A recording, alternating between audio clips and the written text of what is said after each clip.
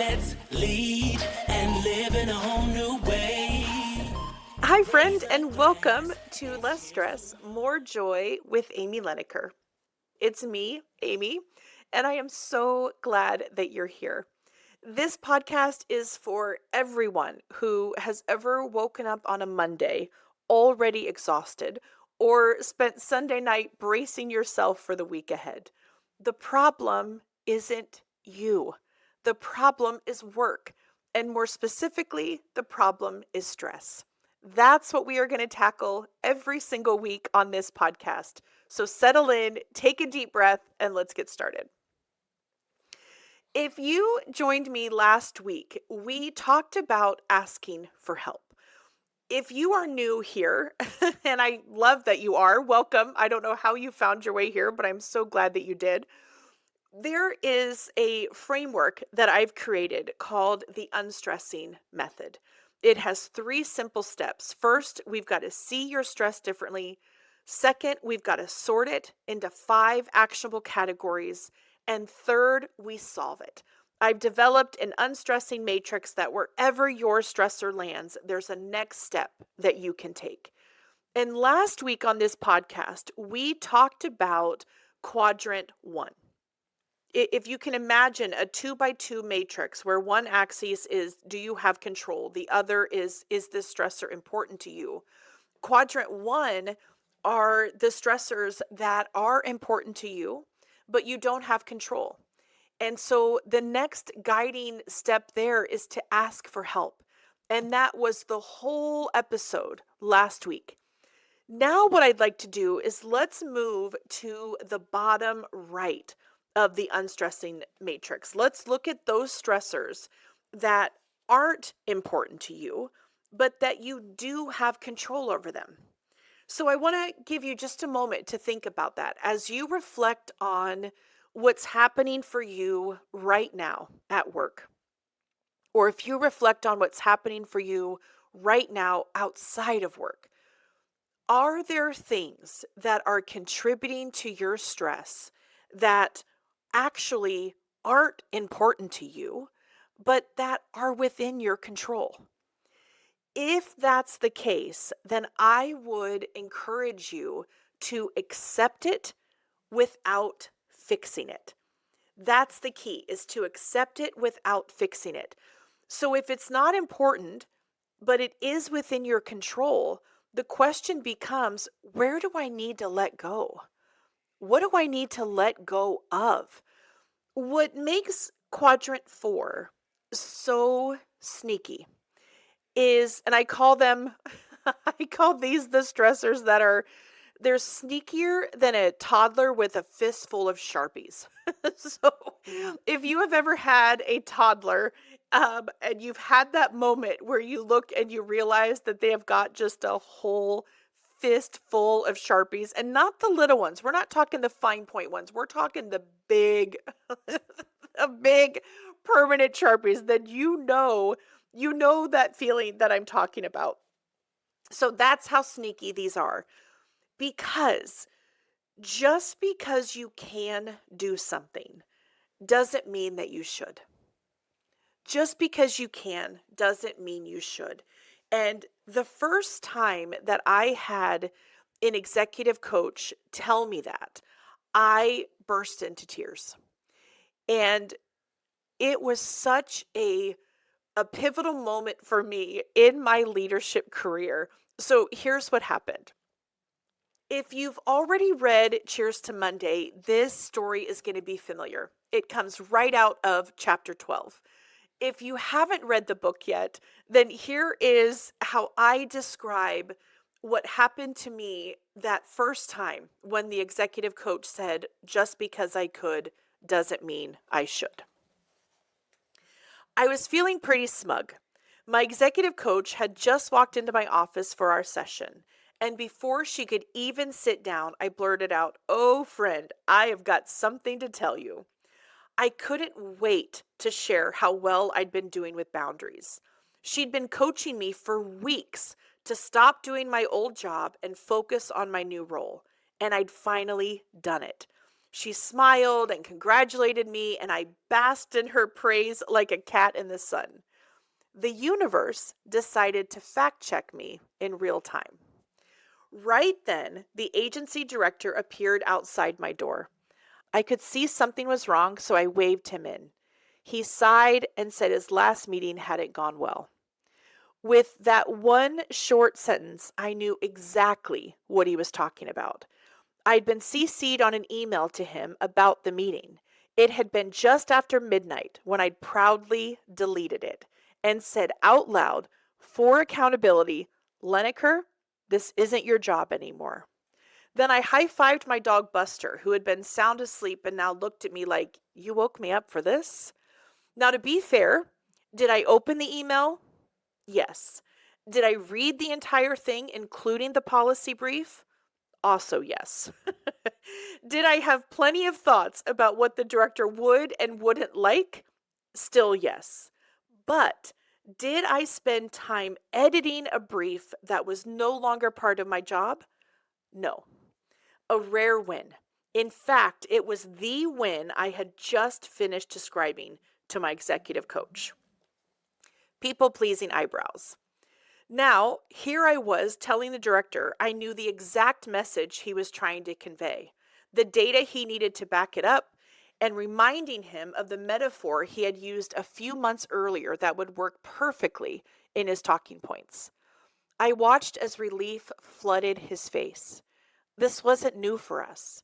We knew the steps by heart. A decade in, we had danced these countless times. I smiled and said, don't worry, I've got it. I'll clean up the policy brief. I'll write you some new talking points. You'll have it by the end of the day. He paused and reminded me it wasn't my job anymore. I insisted I was sure. I said, I've never been more sure. Then he asked a second time, not with words, but with one raised eyebrow that said, seriously? I raised an eyebrow back that said, yes, seriously, I'm happy to do it. I freaking live for this stuff. Back then, even my eyebrows were major people pleasers. He asked a third time, and I assured him it was fine. He thanked me and left. I turned to my coach, I thanked her for her time, and asked her to work with my assistant to reschedule our session. Then I spun back toward my computer to retrieve the blasted policy brief out of my deleted folder and drag it back into my inbox so I could get to work. My coach sat silently. Finally, she asked, what are your thoughts about what just happened? I was starting to get annoyed. Had she not just seen and felt the same sense of urgency from the director? Had she somehow missed the part where I now had to drop everything and get to work on this blasted policy brief? And did she realize she was now the second executive coach in as many years I wanted to fling my laptop at like a frisbee? A hard sentence to write. I shrugged and said, it's fine. It's not a big deal. It won't take long. But even as I said it, I knew it wasn't true. It wasn't fine. It was a big deal. And it was going to take the rest of the afternoon with my door closed, feverishly researching and writing to get it done. The director had given me 3 chances to say no, and I said yes every time. It was going to cost me my time, my focus, and my boundary that I had been so proud to set just the night before. It would also cost me an awkward conversation and a late cancellation fee. Physical therapy was on my calendar that afternoon, and I'd have to cancel. Again. I brushed it aside like I always did because I could see and do what needed to be done. And because somewhere, deep down, fixing things made me feel like I mattered.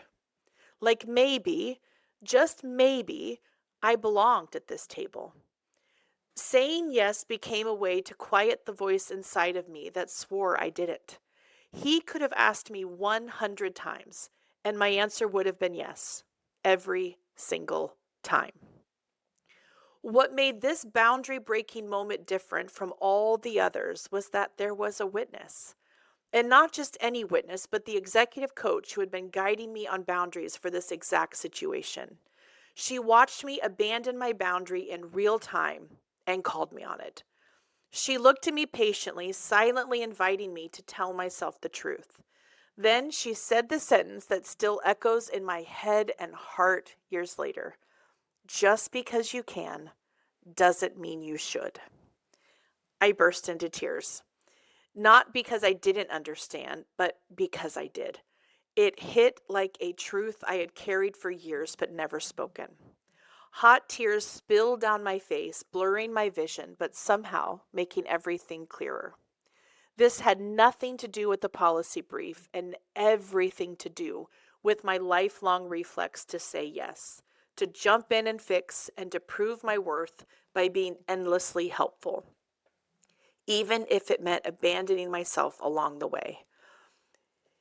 Okay, so that is how chapter 12 starts, the chapter of when we have stressors that are not important to us, but are within our control. It's about accepting those without asking for help. So let's pause for just a moment for what I think is a really important caveat, which is that using the unstressing method is not going to magically unravel a lifetime of habits or a lifetime of people pleasing. There are entire shelves of books on that topic, and I know that because my wonderful therapist has recommended many of them. And I've read them. I've read the people pleasing books. Of course I am, right? A people pleaser. The therapist assigns a book, I read it. I practically do a book report on it. But the urge to say yes, it runs deep. And so it can be really tender work to figure out where does that come from. And changing our relationship with stress, it can take time. And for some of us, this was certainly true for me. It took a lot of tears and it took a lot of receipts with my therapist to get there, because I had to really understand where this pattern came from, why this desire to always say yes. And that's what happens in quadrant 4. So when you've got a stressor that is not important, but within your control, it's fighting that tendency to just do it. It's fighting that tendency to just fix it. Looking back, I can see exactly why it happened the way that it did. By the time this story that I shared took place, I had been working with him for 9 years. And so I knew what he was looking for. I knew exactly the story he wanted to tell. And to be able to just jump in and do it felt so much easier than to sit with that discomfort of not being able to do it. And so I grabbed it. I took the opportunity and I did that assignment. But here's the problem. There was someone else who now had that job. That was no longer my job. My role in the organization had changed. And so when I did what I did that day, I actually undermined their new role. I made it more challenging for them to be successful, which of course was not my intent, and yet that's exactly what happened. Some of you might be wondering, well, just because it wasn't important to me, if it was important to my boss, by default, doesn't that make it important to me? Well, not so fast, because yes, it was important to our director. Yes, of course, we had to get that work done. However, I wasn't the one to do it. There was someone else who was now in that job. So that's the thing about quadrant 4. Just because you can doesn't mean that you should. So there are a few benefits of what happens when we can accept something without fixing it. So let's look at them. I actually want to walk you through. There are 6 things. If you're wondering, gosh, this sounds hard, I get it. It is hard, but there are 6 benefits of doing it. The first thing it's going to do is it's going to free up mental energy. When you are no longer fixing things that aren't yours to control, it frees up time. It frees up the cognitive load that has been happening in your brain. It frees up mental energy that now you can redirect it. And it also makes it easier for joy to emerge. There's now space for more joy. Secondly, it's going to reduce unnecessary stress. When you spend your time or when you spend your life fixing unimportant stressors, it often creates more stress.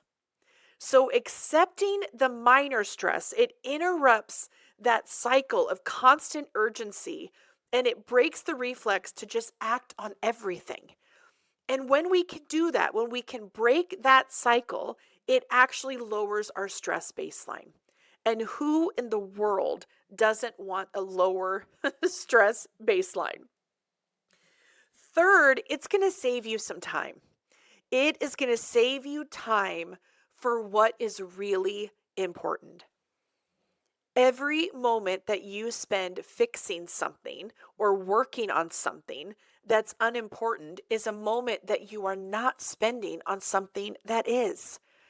If you can challenge yourself and accept the challenge of, I can accept this without fixing it, you're protecting your time and your energy.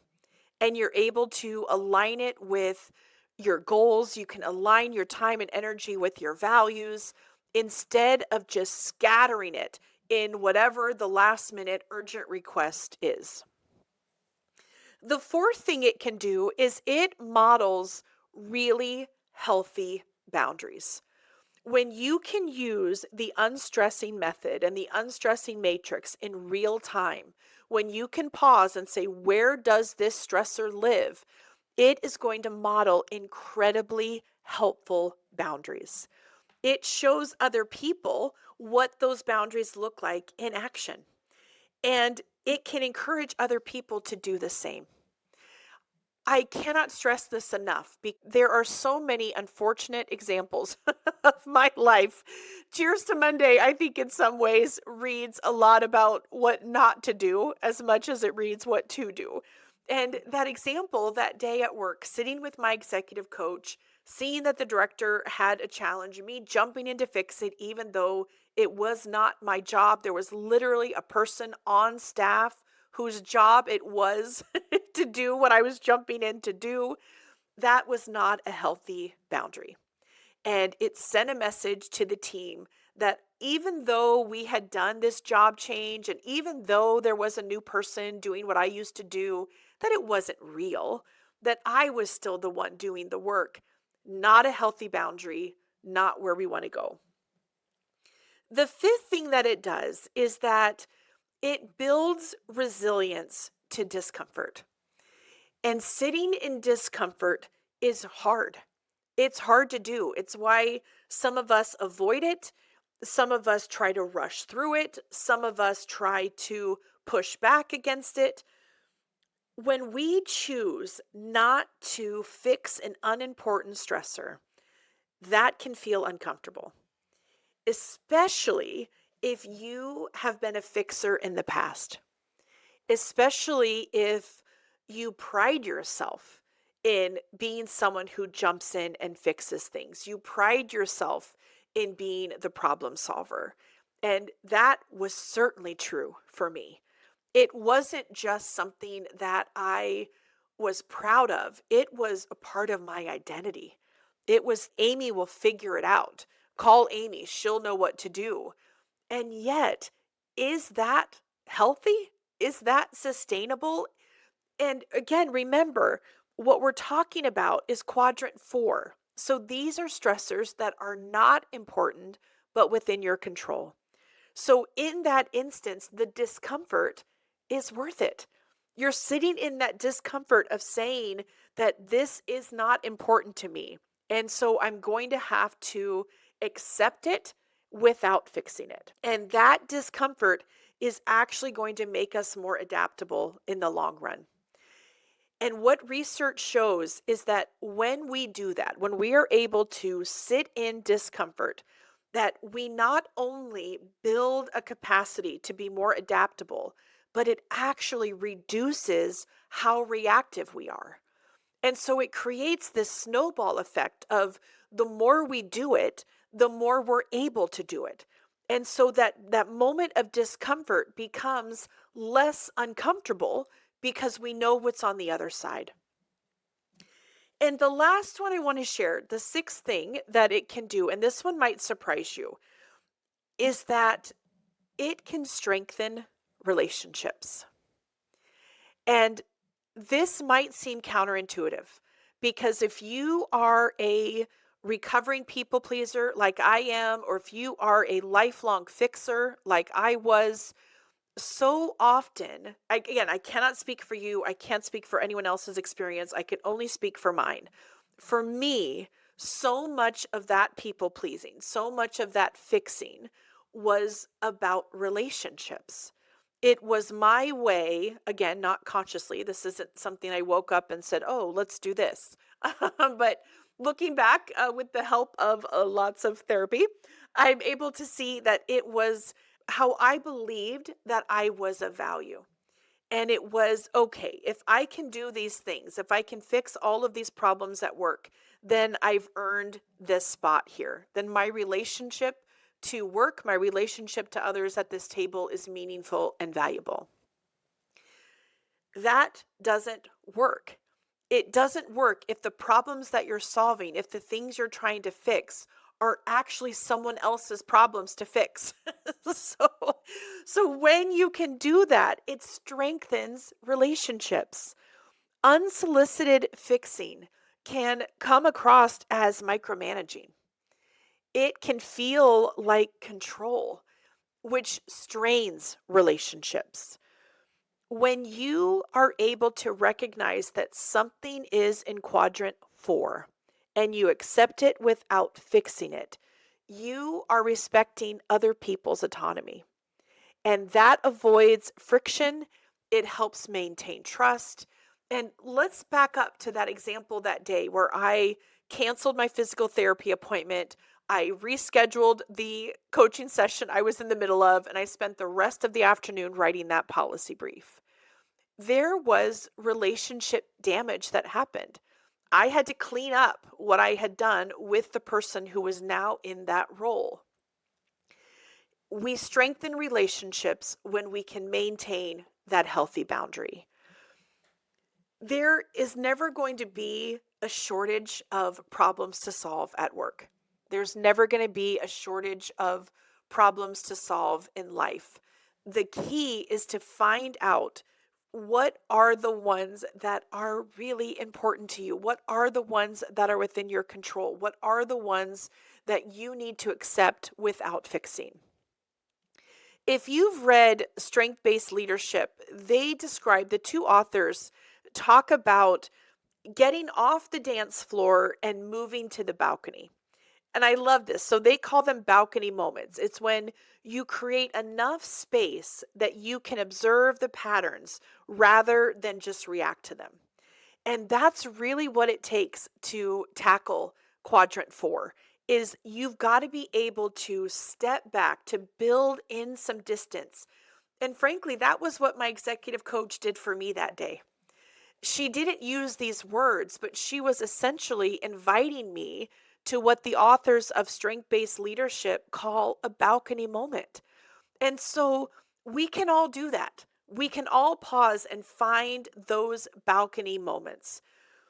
If you are an individual contributor at work, or if you are a leader at work, let's talk about two things that you can do for this quadrant when stressors are not important to you, but within your control. The first one is that you now have what I call a forever permission slip.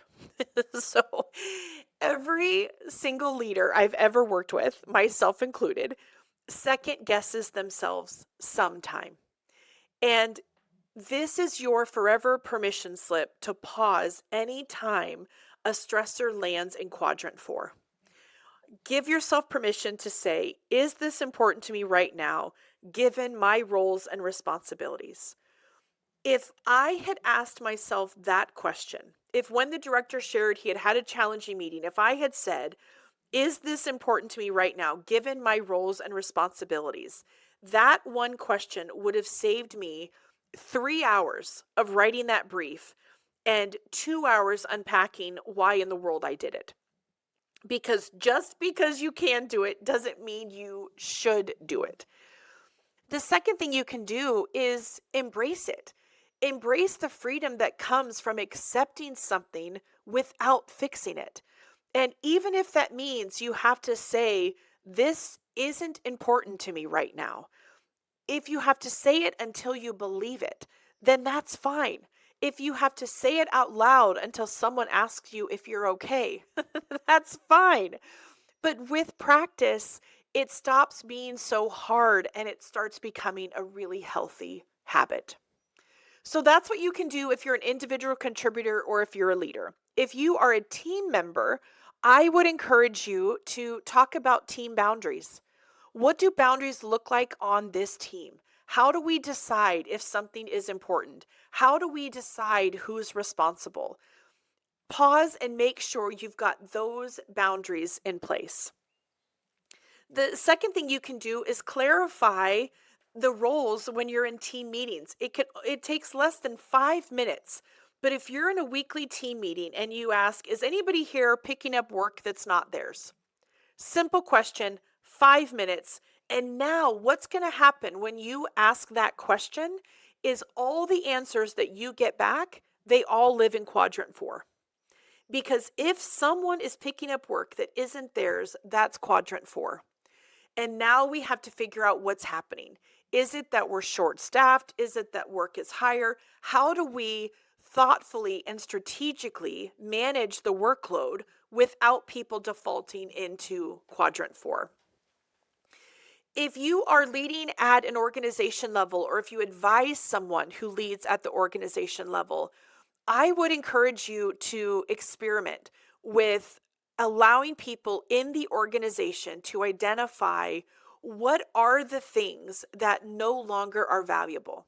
What are the things that the organization is doing that are no longer aligned with the current priorities? Just like leaders have stressors that fit in quadrant 4, organizations do too. Organizations have entire projects. I've gone into companies where they have entire business lines that live in quadrant 4.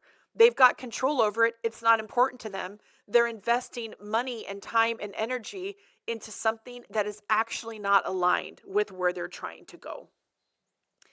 And the last thing I would offer for organizations is that leaders at the top have to model it. Because we all know this, that actions speak louder than words. And if you want an organization to stop taking on stress that doesn't belong to them, your executive team, your leaders at every single level have to lead the way. And often that starts with the simple question of, where do we need to let go of control? Leaders have to model it. They have to model fixing and delegating work where it belongs, but only when it is appropriate to do so. So friends, let's wrap up the 3 things that I want to leave you with from chapter 12 in Cheers to Monday and from this episode is that first, just because you can doesn't mean you should. Quadrant 4 is sneaky. It is going to show up at work that you could do, even though it's not important. And when you take it on anyway, it increases your workload and it starts to chip away at your boundaries. It's going to drain your focus. The second takeaway is that fixing isn't always helping. When you stop fixing what doesn't matter, you are going to free up your mental energy. You're going to lower unnecessary stress and you're going to actually protect your time. You're going to model boundaries. You're going to strengthen relationships. And what I love, and please remember this part, is that it is going to help you build tolerance for discomfort, which is a really, really good thing.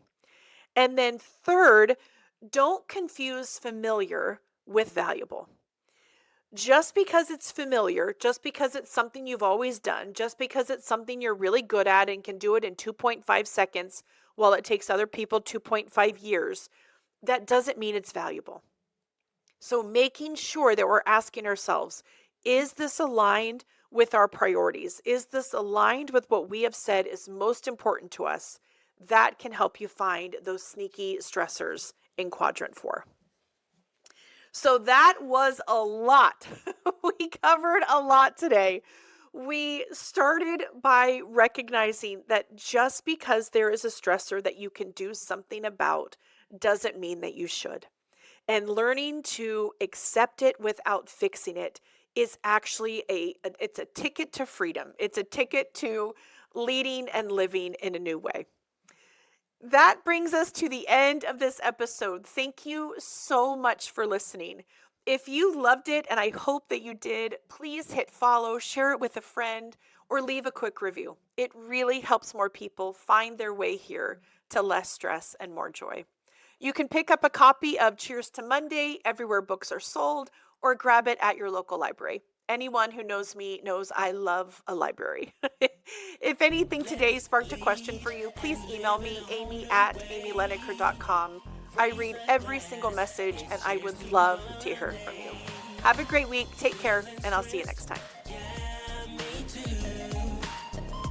Girlfriend, your best life's waiting for you.